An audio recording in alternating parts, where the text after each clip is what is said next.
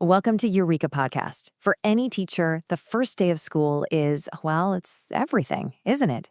It's probably the highest stakes moment of the entire year. It's your chance to set the tone for all the months of learning that are going to follow. You get it right, and you are golden. But if you get it wrong, you're going to be playing catch up for a long, long time. So today we're breaking down the playbook for a killer first day, especially for all you ESL teachers out there navigating the unique classrooms in Hong Kong. Let's dive in. This quote from the legendary educator Harry K. Wong is basically the foundation for everything we're talking about today. And honestly, it's not an exaggeration. The first day isn't just about learning names. It's about building the culture, the procedures, and the expectations that are going to define your classroom. It is, without a doubt, the most important day of your professional year. Now, these principles, they're pretty universal. But applying them means you really have to understand your specific situation. And for an ESL teacher in Hong Kong, that first day comes with a very particular set of challenges that you just have to be ready for. So here's the thing you gotta understand. All of these challenges feed into each other. You've got these huge classes, like 35 to 40 students, which can feel really chaotic. Then you layer on this immense pressure to ace exams. And what does that lead to? Students who are super hesitant to speak English, which is then made even worse by a cultural fear of losing face, that deep-seated fear of being embarrassed by making a mistake. Your first day game plan has to tackle all of this at once. So how in the world do you do that? Well, the antidote to all that first day chaos is just proactive preparation. It's all about building a solid foundation of structure and welcome before that first lesson even gets started.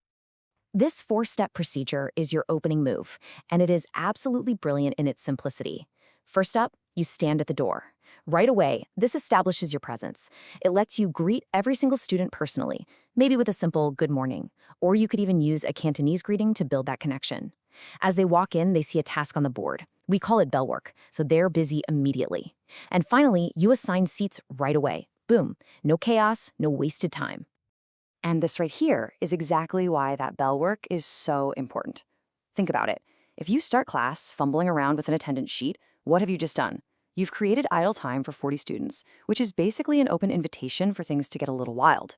Instead, that bell work gets them focused from the second they sit down, and that gives you the space to handle the admin stuff without losing control of the room. Okay, so you've got order. Now what?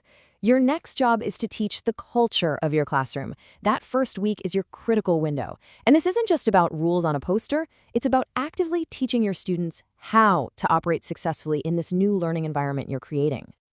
And the key here is to keep it simple, really, really simple and memorable.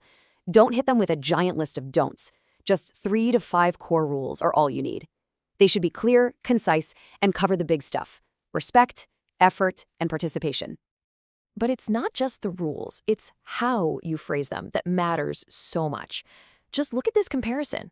Instead of a negative command like, don't talk over others, you frame it positively. Listen when others speak. Instead of, don't laugh at mistakes, it becomes, respect everyone's effort.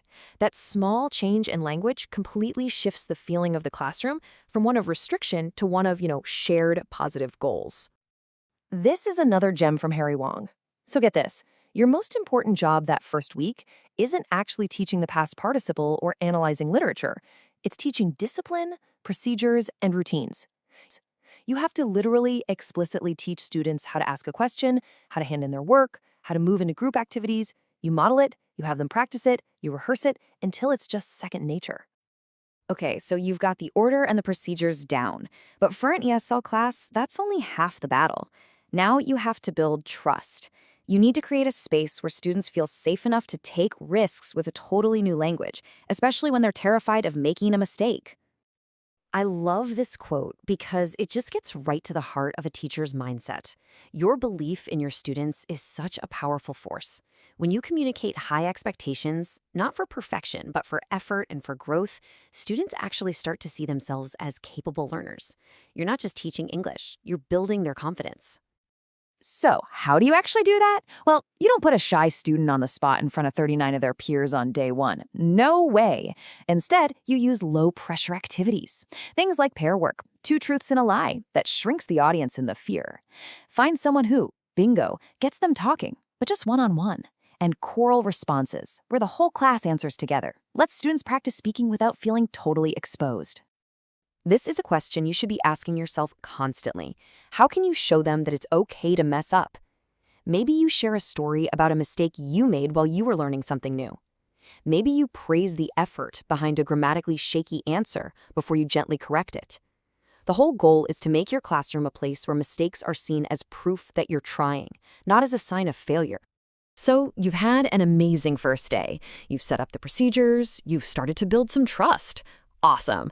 But now comes the really hard part, making it last.